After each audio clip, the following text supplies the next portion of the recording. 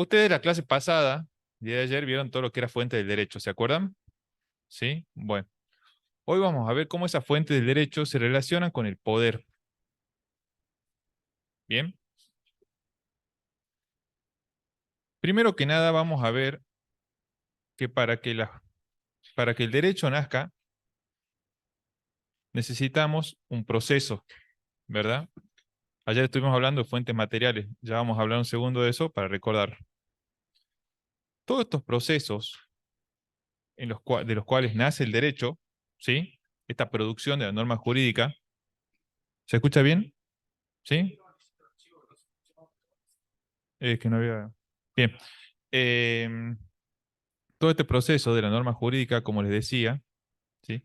Conlleva una relación con el poder, ¿sí? Es decir, ¿se acuerdan cuando nosotros veíamos el video donde aparecía una persona contando que para ella el conocimiento venía del poder? ¿Se acuerdan? De esta mujer que nos contaba que ella en la clase de historia tenía que repetir que la conquista era buena, ¿sí? Bueno, el derecho también se relaciona con el poder, ¿sí?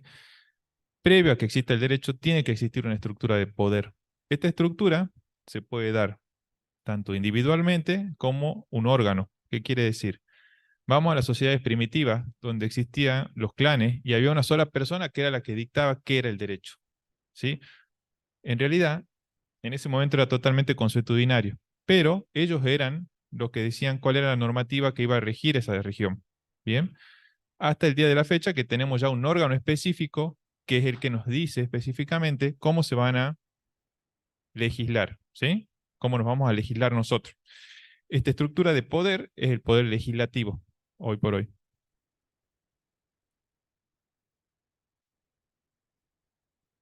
El poder legislativo que está, ¿dónde está plasmado? ¿Quién es el que le da este poder? La Constitución, el Estado a través de la Constitución. Muy bien. Entonces vemos nuevamente cómo hay una estructura de poder previa a que nazca el derecho. ¿Se entiende? Bueno, esto inclusive, aunque el Estado pueda asegurarse a sí mismo el cumplimiento de las normas, necesita una estructura de poder. Bueno, ayer estuvimos viendo lo que eran las fuentes materiales. ¿Alguien recuerda? ¿Qué era?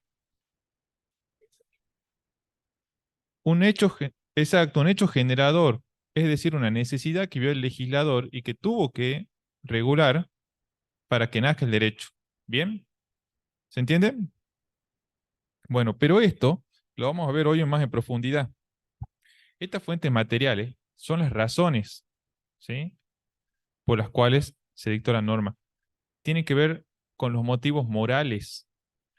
Nosotros vamos a tener factores de diferente tipo que van a influir para el nacimiento de la norma, ya sean económicos, geográficos, religiosos, etcétera. Bueno, pero previo a realizar una norma, el legislador tiene en cuenta un estudio filosófico, ¿sí? Para ver la parte ética, como ya lo estuvimos viendo nosotros, y un estudio sociológico. Previo a realizar el derecho, realizan primero un estudio filosófico, ¿sí?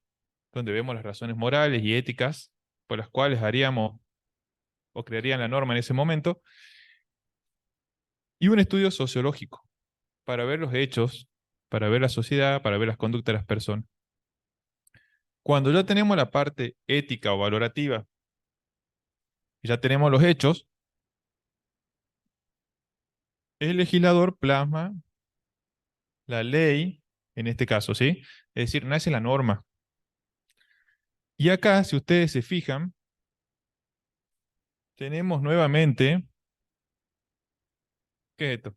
Bien, la teoría de las tres dimensiones de las cuales hablaba Reales. Fíjense, tenemos los hechos, los valores y el derecho. Bien, entonces, las fuentes materiales del derecho, que si bien ayer vimos simplemente muy poco, hoy tenemos que decir mucho más de las fuentes materiales. Las fuentes materiales no son solamente los hechos, sino que hay mucho más aparte de los hechos. También están los valores, ¿bien? Todo esto conlleva, como le dije yo, una estructura de poder previa, la cual va a analizar esto, este organismo va a analizar estos dos factores para que derive posteriormente en una norma. ¿Se entiende? Ayer poníamos el ejemplo de la fuente material y decíamos que cuando nació Internet existió una necesidad de empezar a regularla, ¿verdad?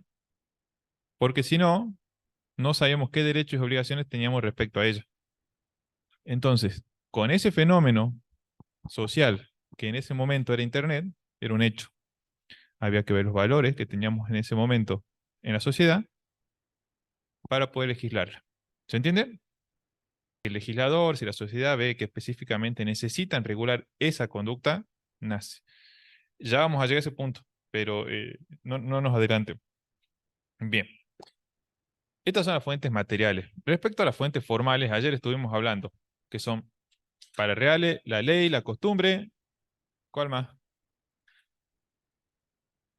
Jurisprudencia y, no, y la voluntad de la parte, que él lo llama la, no, él habla de, el derecho consuetudinario no, claro, la costumbre, ¿sí? Exacto, la fuente negociable, dice él, que sería la voluntad de las partes. Entonces sería costumbre, la jurisprudencia, la ley, no, la doctrina no, la doctrina no. Sería la costumbre, la ley, la costumbre, la jurisprudencia, y Reale agrega la fuente negocial o voluntad de las partes, ¿verdad? Estas fuentes formales son precisamente cómo se manifiesta el derecho, porque ya dijimos con las fuentes materiales cómo nacen, ¿sí? ¿De dónde nacen? ¿Cuál es la razón?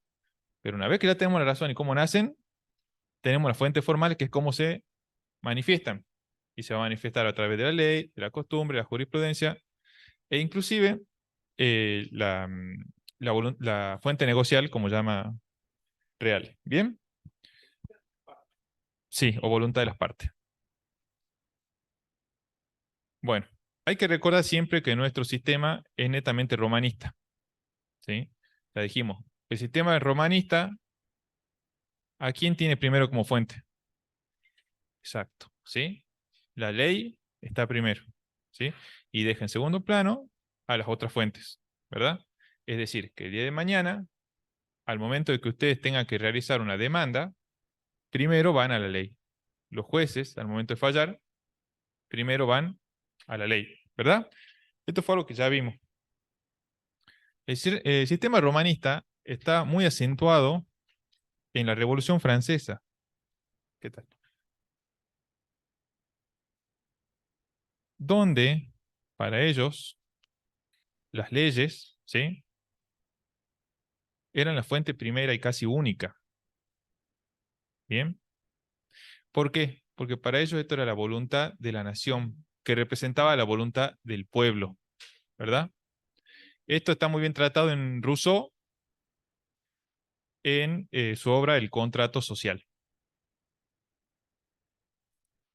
A diferencia de cuál sería el otro sistema que existe. Tenemos dos sistemas, el sistema romanista y el sistema, el common law, exacto, que es el anglosajón. ¿Sí? Sistema anglosajón, que es el common law. Bien.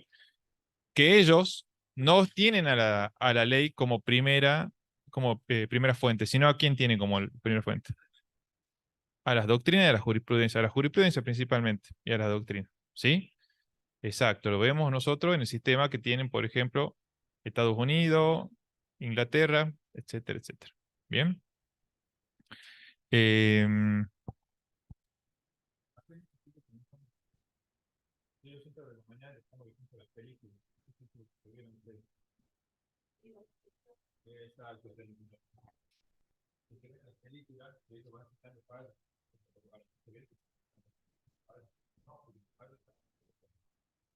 ellos evolucionan. Exacto, ¿sí? Ellos se basan fundamentalmente en antecedentes jurisprudenciales, ¿sí? Bueno, a lo largo de la historia, las fuentes han ido evolucionando lentamente.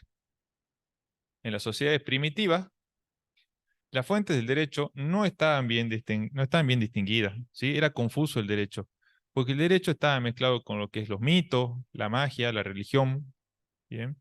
E incluso otras normas que no eran de derecho, sino normas habituales que ellos mismos proponían. Estamos hablando de sociedades primitivas como clanes, ¿bien? Esto se podía imponer de dos formas en la antigüedad. Una forma era por la fuerza, es decir, los miembros más fuertes del clan nuevamente decían cuáles eran las normas que iban a regir ese clan, ¿sí? Todo esto era consuetudinario, no estaba nada escrito, ¿bien? Era a través de usos, de costumbres, y nuevamente se ve como el poder tiene una estrecha relación con lo que son, con lo que son los nacimientos de la fuente del derecho, ¿sí? Otra forma era la religión, ¿sí? Lo imponía la religión. La religión te imponía normas diferentes, ¿sí? Porque antes se usaba mucho, antes, y ahora también, se utiliza muchísimo el temor que tenían las personas.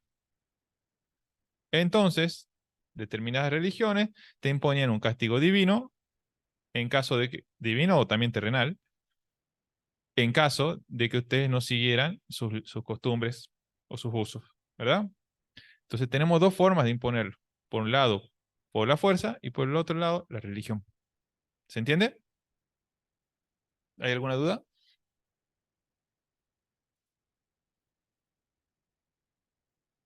El libro de Rousseau se llama El contrato social. Claro, antes se imponía, digamos, el jefe del clan y eran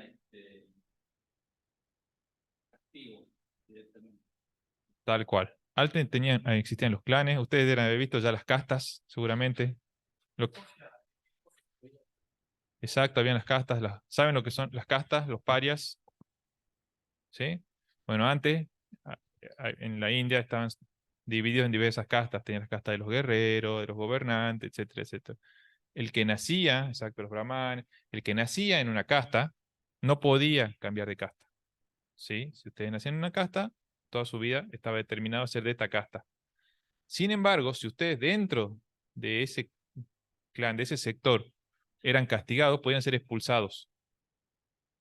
Al momento de ser expulsados, que era el peor de los castigos, se convertían en parias. Los parias eran personas que no tenían casta y que tenían que vivir en soledad, básicamente, ¿sí? Se los expulsaba de la casta, ya no tenían ningún tipo de ayuda de parte de este sector. Bueno, ahí se ve nuevamente, como dice acá el compañero, cómo la fuerza se impone y es la norma que va a regir entre los ciudadanos de esa casta. Tiempo después empezaron a existir órganos, todo esto lo van a ver muy bien en derecho romano seguramente y en historia del derecho, ¿sí? Tiempo después empezó a existir, perdón, órganos que ya se dedicaban exclusivamente a estudiar el derecho y a declararlo, ¿sí? En los principios en Roma encontramos a los jurisconsultos. Los jurisconsultos eran una suerte de jueces que estudiaban el derecho, ¿sí? Y luego lo declaraban para que se aplique. En Roma, en principio, el derecho no era a través de leyes, era, como les estoy diciendo, a través de jurisprudencia y a través de usos y costumbres, ¿sí? Era totalmente consuetudinario. Sin embargo, y eran doctrinarios, perdón, y eran doctrinarios también. ¿Por qué? Porque existían específicamente personas, los pretores, que eran los que estudiaban el derecho, ¿sí? Y ellos básicamente, al momento de aplicar el derecho, ellos eran quienes lo interpretaban a través de su saber entender. ¿Se entiende? Todavía no hemos llegado a la ley escrita. Seguimos en algo consuetudinario, simplemente ahora tenemos un esbozo de que ya hay un sector de la sociedad, un órgano específico que ya estudia el derecho y ya ante un determinado litigio, ante una duda entre dos personas por un hecho, ya podíamos consultar ante ellos para ver cuál es el derecho que se aplicaba. ¿Sí?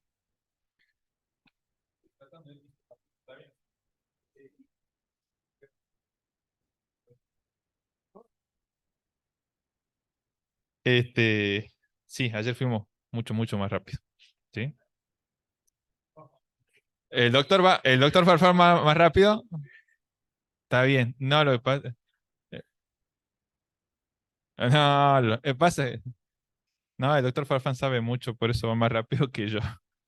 Este, bueno, como le decía, estamos en un sistema todavía que no ha sido legislado. Luego, mucho tiempo después, en Roma precisamente empiezan a legislarse, ¿sí? Empieza a haber un sistema legislado. ¿Cómo se legislaba en Roma? ¿Ustedes vieron algo? ¿Saben cómo? Se empieza a ver un registro de las leyes, perdón, un registro de todas estas costumbres y usos y normativas, como dice usted, las 12 tablas, etcétera, tal cual. Estas tablas inclusive se empezaban a cincelar en mármoles y se los ponían en plazas públicas o en lugares públicos para que la gente tenga conocimiento de cuál era la normativa que los estaba rigiendo, ¿verdad? Ahí empezamos a tener un esbozo de lo que es la ley. Bueno, es más, inclusive la palabra ley, tenemos algunos autores que dicen que viene del término legere, en latín, que significa leer, porque se colocaban estas tablas, como les digo, estos mármoles, en las plazas públicas o en cualquier lugar público para que las personas las puedan leer y de esa manera sabía cuáles eran las normativas que los iba a regir a partir de ese momento. ¿Sí? ¿Hay alguna pregunta? Bueno.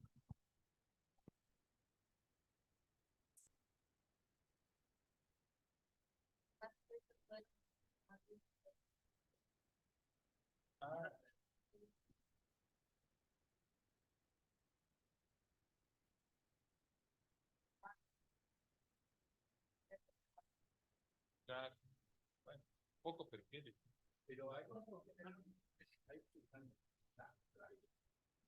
¿tienen parcial ahora? No, no, está online, digo. Bueno, sigamos. Eh, bueno, como le decía lo de la ley. Ayer estuvimos viendo la ley.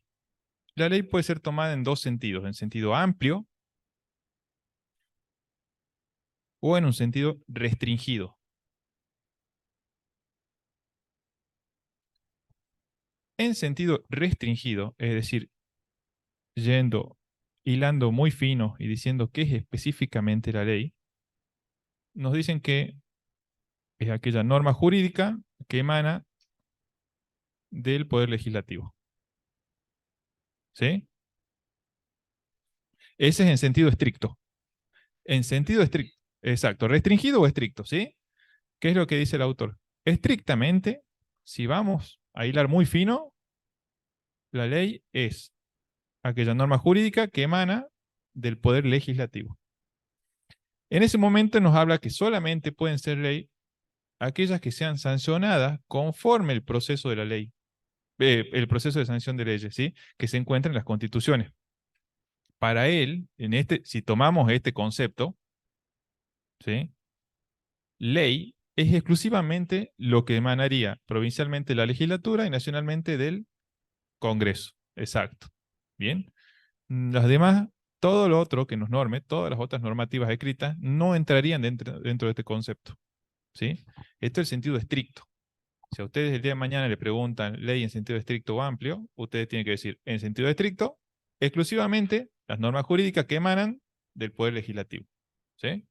Porque es el órgano que reconoce la Constitución que tiene esta facultad de legislarlo. Para este concepto, cualquier otra normativa escrita que nos rija no es una ley. ¿Sí? Sí, la pregunta. Para este concepto, las ordenanzas, las resoluciones no entrarían. ¿Sí? Para ellos, ley, en este concepto que estamos hablando, que es muy estricto, simplemente son las normas jurídicas que emanan del Poder Legislativo. Nada más. No, no entrarían las resoluciones, las ordenanzas, etcétera. Sin embargo, tenemos otro concepto, ¿sí? Que es el concepto amplio. Ayer lo estuvimos viendo, no sé si se acuerdan. Los miro porque ustedes son de la mañana. Yo sé que se acuerdan y no quieren decirlo porque son tímidos, no hay problema. Pero se los leo. Para el concepto amplio, la ley, el conjunto de normas jurídicas deliberada, sancionada por un órgano con facultad legislativa. ¿Sí? Bueno, sí, sí, la repito. Es la norma el conjunto de normas jurídicas deliberada y sancionada por un órgano con facultad legislativa. Conjunto de normas jurídicas deliberadas y sancionadas por un órgano con facultad legislativa. ¿Sí?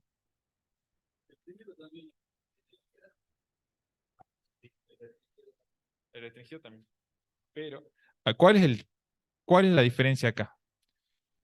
Acá decimos deliberada, está bien sancionada, perfecto, como la anterior, pero dice con un órgano con facultad legislativa. No dice exclusivamente con el poder legislativo.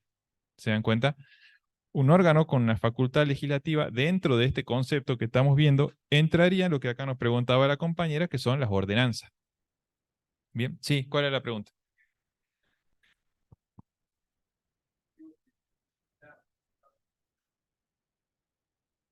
Exacto, el Poder Ejecutivo también puede dictar una normativa. ¿Qué dicta el Poder Ejecutivo? Decretos, tal cual, posteriormente. Pero ellos se rigen por decretos, ¿sí? No por leyes. Dentro de este concepto amplio entraría lo que son los decretos, ¿sí? Dentro de este concepto amplio, como preguntaba la compañera, las ordenanzas municipales, emanan del municipio, también ingresarían, ¿sí? Porque son órganos con facultades legislativas, dice. Bien. En este caso, cuando habla de órganos de facultades legislativas, nos está diciendo un órgano que puede realizar una norma, la cual nos va a regir a nosotros, sin necesidad de cumplir todos los plazos que están dentro de la Constitución para hacer una ley específicamente. ¿Se entiende? Por eso tenemos un sentido estricto y un sentido más amplio. El decreto reglamentario entraría en ¿cuál concepto? En el amplio, perfecto. Exacto, el Consejo Deliberante es un órgano con facultad legislativa. Perfecto. Bueno, ¿se entiende entonces cómo serían los conceptos de ley? En sentido amplio y en sentido estricto. ¿Sí? ¿Cómo?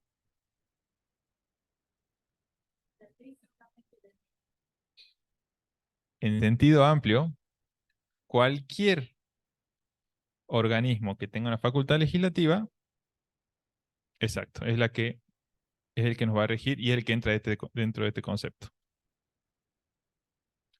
¿Está bien? No, no hay problema. Me freno y lo repito, no hay problema. ¿En serio? Sí. Bien. El Ministerio de Educación o los ministerios, acá me preguntan, ¿tienen facultades legislativas? Sí, a través de resoluciones, los ministros, ¿sí? Exactos. Son, como dice acá el compañero, son internas que van a regir pura y exclusivamente exacto, a su campo. En caso de salud, en caso de educación, la parte educativa, ¿sí? Por eso nosotros vemos, qué sé yo, ha salido la resolución en el Ministerio de Salud que ahora todos tienen que entrar de 8 a 12, ¿sí? Rige para la gente del Ministerio de Salud, ¿sí? Ha legislado de una forma en la cual ha regulado nuevamente la conducta de las personas, ¿sí? ¿Se entiende? Sí.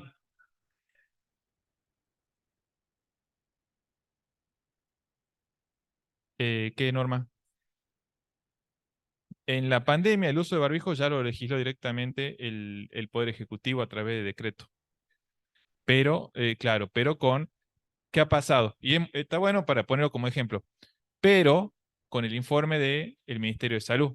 Entonces tenemos de vuelta los valores, los hechos, ¿cuáles eran? Estábamos en pandemia en ese momento, ¿sí? Era un hecho social, como dice acá, que estamos en pandemia. Necesitábamos, se crea el COE, exacto. Necesitábamos, ¿sí? Del informe médico, el cual nos iba a decir cómo socialmente teníamos que manejarnos nosotros. Veíamos en ese momento también los valores que teníamos en la sociedad y se saca una norma en la cual nos rige a nosotros que usemos el barbijo, ¿sí?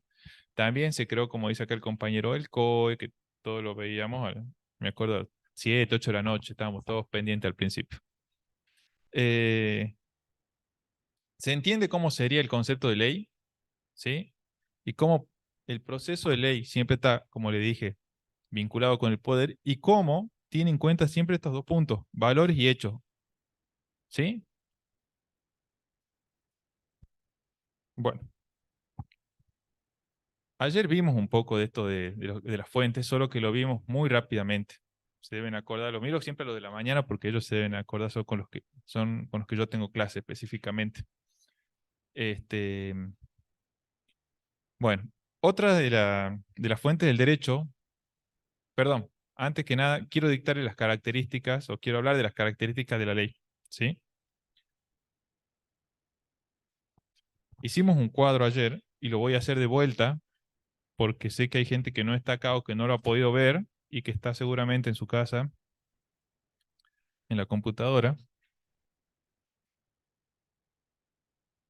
que deben ser cerca de 500, me imagino, porque si acá hay menos, 500 conectados en este momento.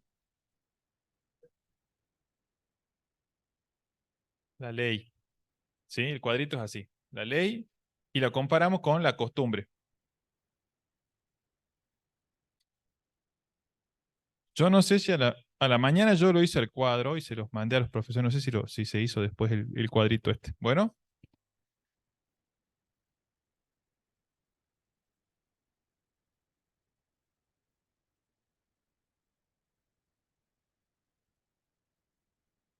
tenés razón, a los chicos de las 10 no se lo escribí, a lo de las 8 sí.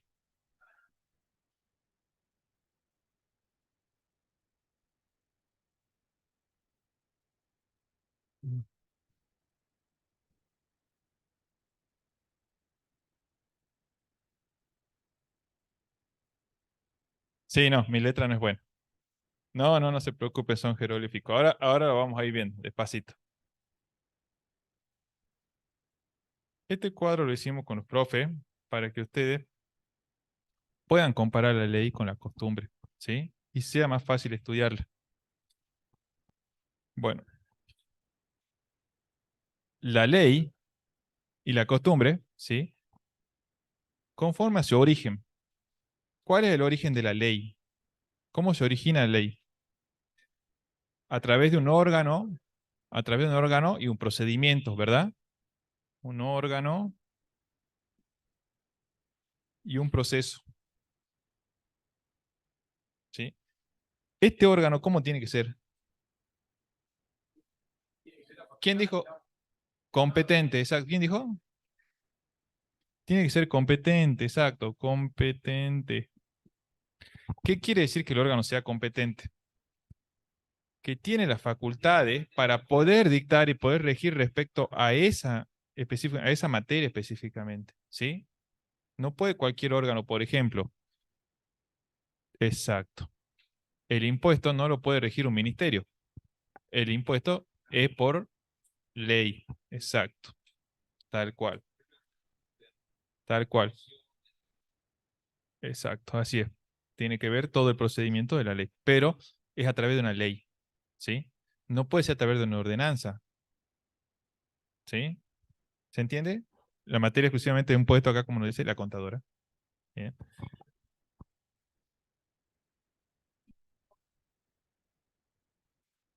No, claro, claro, eso es diferente, digamos. Claro, es diferente. Pero vos lo que me querés decir es si es que una municipalidad saca una norma de la cual ellos no tienen facultad para sancionarla, ¿verdad? Eso es lo que me estás preguntando.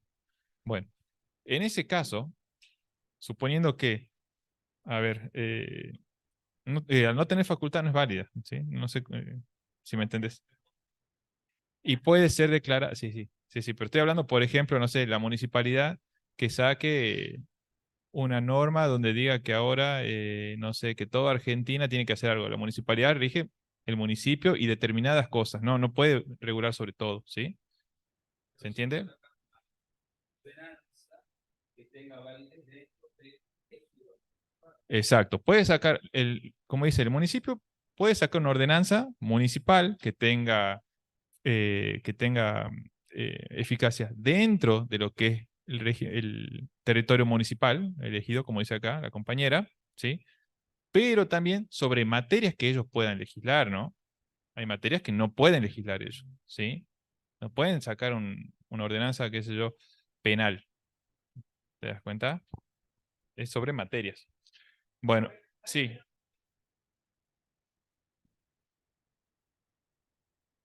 Mm,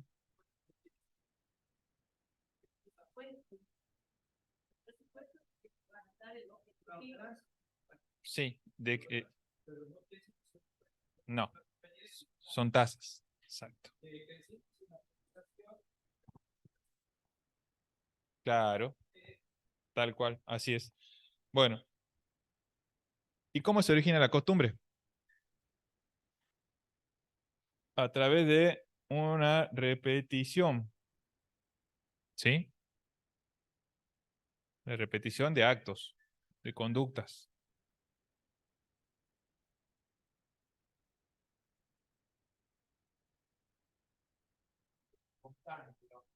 Sí, y es desconocido, eso habían puesto ustedes seguramente. Desconocido, conocido o espontáneo, como quieran decirle, ¿sí?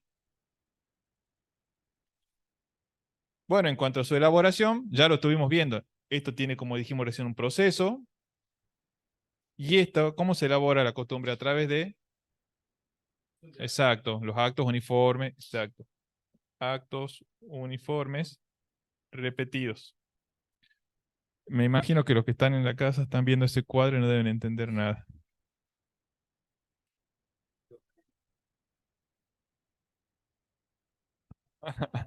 Bueno,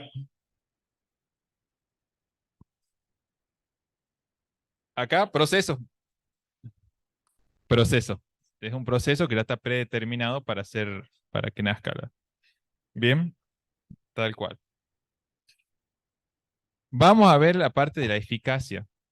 La ley en cuanto a la eficacia, sabemos que es obligatoria, ¿sí? Y universal, universal o general, ¿sí? En tanto, la costumbre, como dijimos muchas veces, es particularista porque va solamente a ciertos sectores. Bueno, eso ya lo van a ver bien después. En cuanto a la forma de la ley y de la costumbre, ¿se acuerdan? Una es escrita y la otra es no escrita, y ya le dije, no hace falta que expliquemos eso, me parece. Escrita y no escrita. Y en cuanto a la vigencia, una es determinada y la otra indeterminada o incierta, ¿sí? También vimos por qué. La ley, muchas leyes prevén cuánto tiempo van a durar, ¿sí? Ya prevén su vigencia, hasta cuándo, hasta qué día específicamente. Y de no preverla, también es determinada porque sabemos que al momento de que sea modificada o dejada sin efecto, ¿sí? Su vigencia se termina. En tanto, la costumbre no. La costumbre es indeterminada porque no sabemos cuándo dejará de existir. Bueno, nosotros vimos lo que era costumbre ayer. ¿Se acuerdan? Veíamos que era, sí,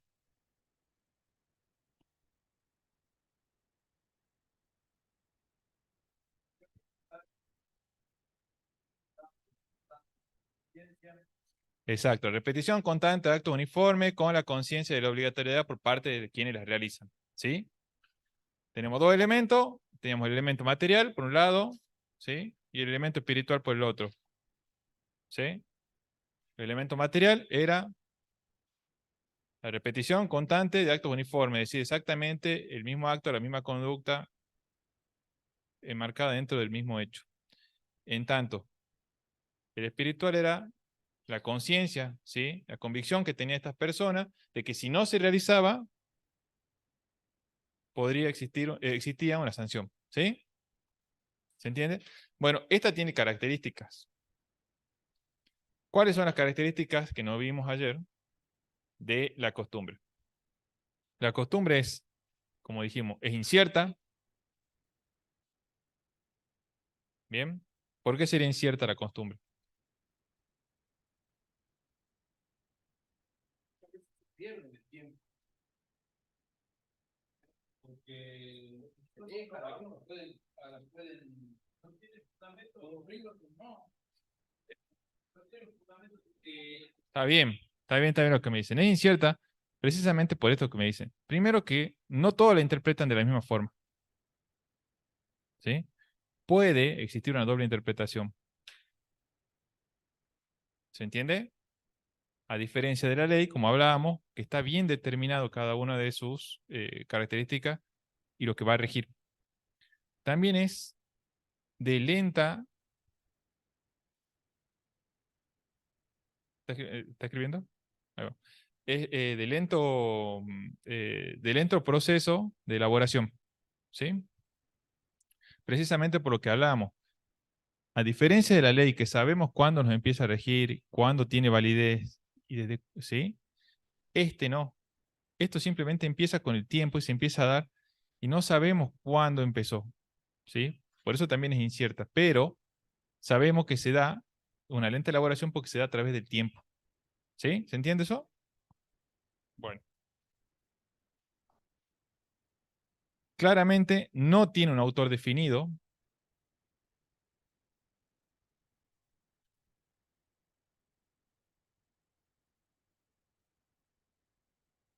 a diferencia de la ley, que sabemos de qué órgano emana, ¿verdad? La costumbre no tiene una persona definida que digamos, él empezó con esta costumbre o ella, ¿sí? Simplemente se empieza con la costumbre, sí, sí. no usan la tecnología, no tienen una legislación, no tienen nada, por eso simplemente, digamos, viven en base a la cultura que tiene ellos, la ideología. Los han aplicado también por qué están haciendo el constitucional. Yo entiendo que por estar en Estados Unidos, esa Sí existen hoy por hoy comunidades que se rigen consuetudinariamente o por sus usos, digamos, que vinieron desde de antepasados. La comunidad gitana, por ejemplo.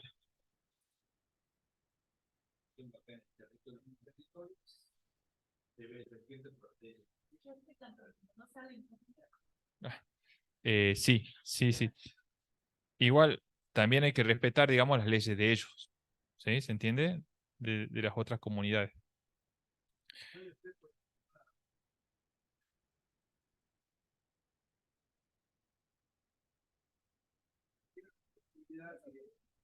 oral.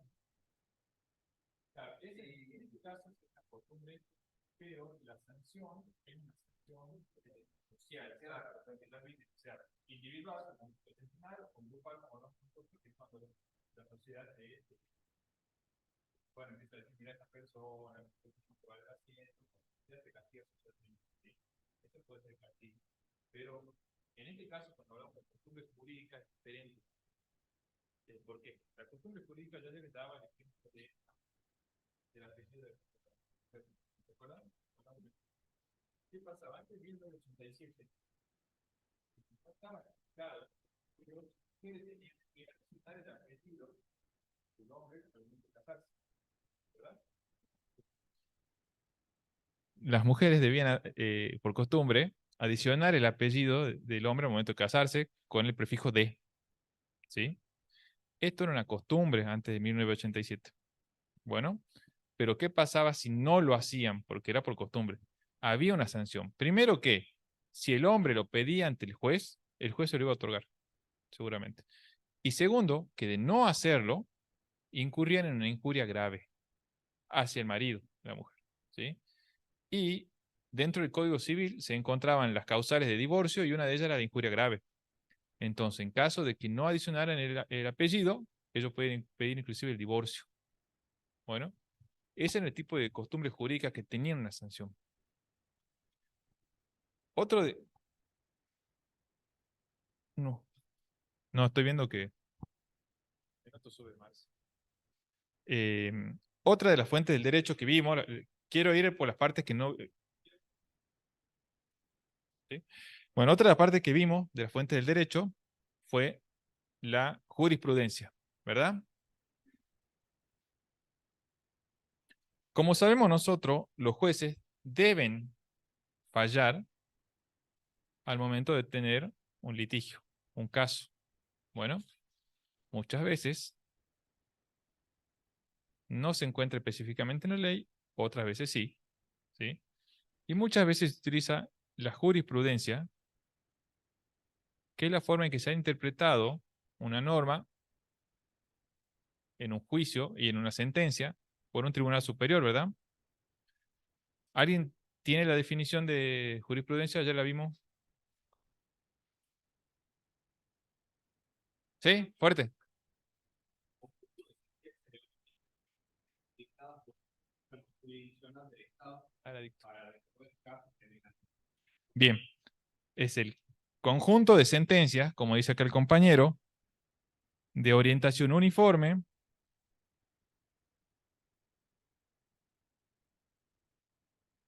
dictadas por un órgano jurisdiccional del Estado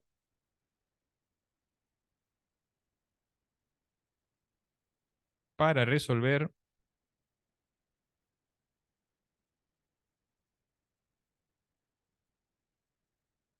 casos semejantes.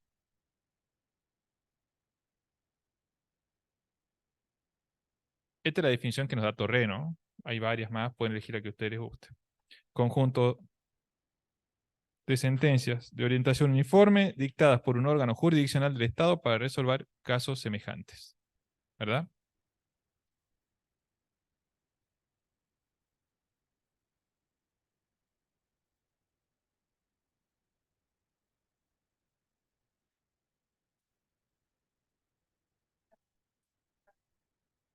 Por jurisprudencia dice no para todo juicio.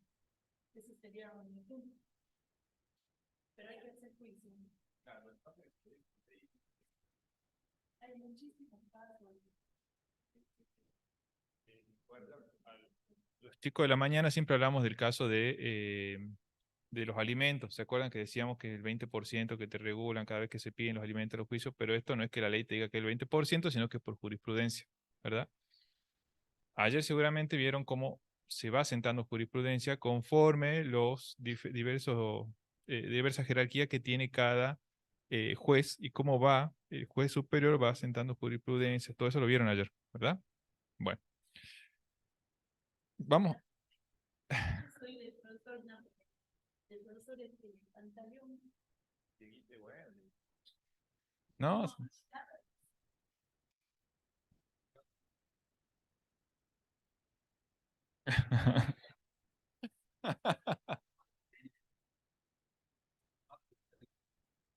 volado. Está bien, está bien. Sí, sí, tiene el práctico. Los chicos también tienen el práctico. Eh, seguramente ya lo está terminando. Bueno, vamos a ver rápidamente lo que es la doctrina, ¿sí? La doctrina, antes que nada, ayer me preguntaban y les decíamos que no es obligatoria, ¿no? Recuerden, ¿sí? La doctrina. Es otra fuente del derecho, la doctrina, ¿sí? La doctrina es el conjunto de estudios científicos de juristas acerca del derecho para aplicarlo, interpretarlo o teorizarlo. Va de nuevo. Conjunto de estudios científicos de juristas está en Torreno, igual. Se lo dicto igual. Conjunto de estudios científicos de juristas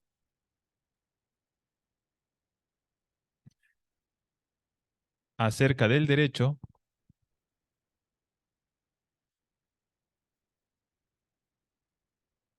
para aplicarlo,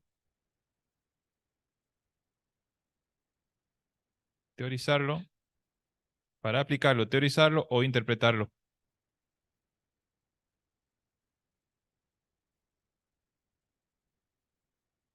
Acá en este momento, lo dije ayer en una de las clases de la mañana, no recuerdo en cuál, hablábamos de los juristas de derecho. Hablábamos de gente que son específicamente gente que se ha especializado en una materia y escribe sobre esta, ¿verdad? Nosotros, el día de mañana, ustedes, cuando sean abogados, pueden citarlos, ¿sí? O pueden fundamentar una de sus demandas, o por qué no, una de sus sentencias cuando sean jueces, con la doctrina, ¿verdad? ¿Se acuerdan ustedes cuando hicimos el ejercicio este de el ius positivismo y un naturalismo? ¿Sí? Ahí vemos los doctrinarios. Vieron a Hart, Dworkin y todos los otros, ¿sí? Coase, etc. Cada lado de la clase se centró en uno de ellos, ¿sí? Tomó una postura de la doctrina y conforme a lo que decía la doctrina, falló con respecto a lo que era pacífica, ¿sí? Y su derecho a estudiar. Bueno, ahí ustedes están viendo cómo funciona la doctrina.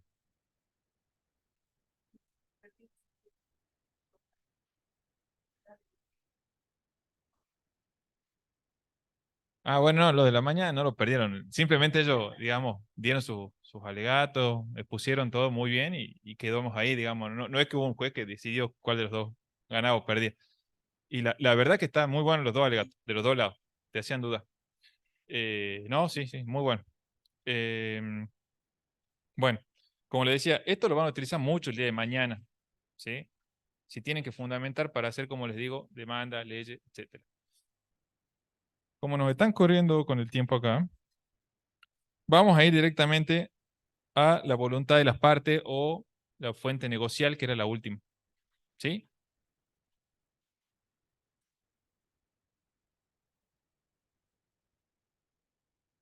La voluntad de las partes también es fuente del derecho y se manifiesta a través de los contratos.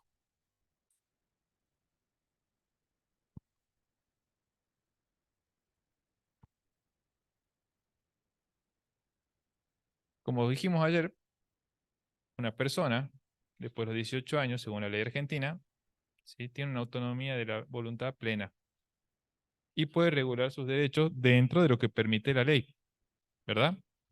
A través de los contratos. Pusimos el ejemplo de el contrato de locación, ¿fue, no? ¿Pusimos? Sí, de alquiler, ¿bien? Donde uno se propone, donde uno manifestaba que iba a pagar cierta suma de dinero y el otro que le iba a alquilar el lugar, ¿sí? Le iba a dar la disponibilidad del inmueble a esta persona. Bueno, esto también fue fuente del derecho, porque el día de mañana, ¿sí? Si van a un juicio, por ejemplo, el juez va a tener que ver cómo se regían ustedes conforme al contrato. Siempre que este contrato, como dijimos, sea como lícito, la voluntad no esté viciada, la voluntad legítima y que no sea contrario a la ley. Perfecto, ¿sí?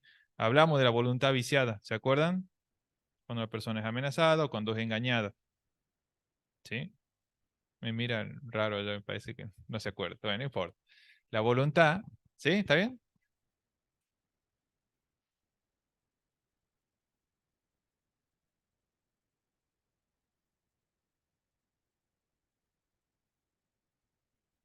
Claro. Bueno, lo que vemos acá, digamos que si la voluntad de las partes está viciada, ya sea, por ejemplo, por un engaño, como decíamos ayer, te alquilan el inmueble para vacaciones, van y son 5 familias que están alquilando el mismo inmueble o que no existe el inmueble, ¿sí? ¿Se dan cuenta? La voluntad estaría viciada en ese momento. Lo otro que decíamos que para que el contrato sea exigible, tiene que ser lícito y no tiene que ir en contra de la ley. Ponía el ejemplo de los compañeros, es el ejemplo de matar a una persona por un contrato y que después no pueden exigirle el pago. Decía, eh, es fuerte, pero sí sería porque va en contra de la ley. ¿Se entiende? Fundamentalmente lo que nosotros queremos que hoy les quede bien claro cómo evolucionaron las fuentes del derecho, como dijimos al principio.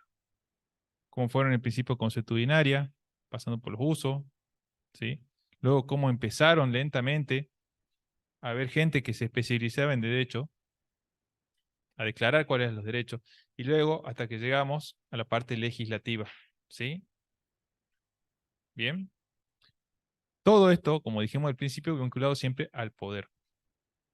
Bueno, entonces tenemos las fuentes del derecho. Costumbre, perdón, tenemos, para resumir rápido, fuente del derecho material, que eran los hechos y los valores que dieron nacimiento al derecho, a la norma, ¿verdad? Fuente formal, que es la forma en que se manifiesta. Ley, costumbre, jurisprudencia. Y reale le agrega la voluntad, ¿sí? Que sería la fuente negocial, como le dice él. Bien. Dentro de esta, como dijimos, tenemos la ley con sus características, sus procesos que vimos acá, que para nuestro sistema romanista es el primero, sistema anglosajón, common law, no. Tenemos la costumbre, ¿sí?